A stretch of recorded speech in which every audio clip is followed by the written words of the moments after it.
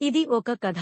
రాజుల గురించి కాదు, యోధుల గురించి కాదు, కాని ఒక బరీపాద సన్యాసి గురించి.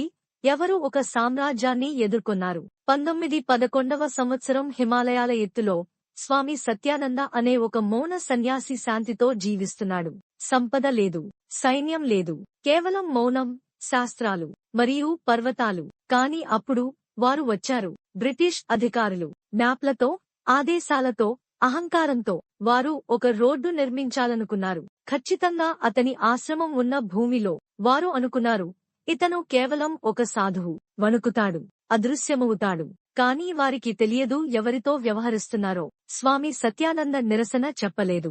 అతను అధ్యయనం చేశాడు, ప్రాచీన చట్టపు పుస్తకాలను తీసుకున్నాడు, బ్రిటిష్ నియమావళులను పరిశీలించాడు. రాత్రింబవళ్లు తన వ్యాజ్యాన్ని స్వయంగా సిద్ధం చేసుకున్నాడు, ఒంటరిగా. ఆపై అతను రోజులు నడిచాడు, బరీపాదంగా, మంచు మరియు రాళ్ల మధ్య.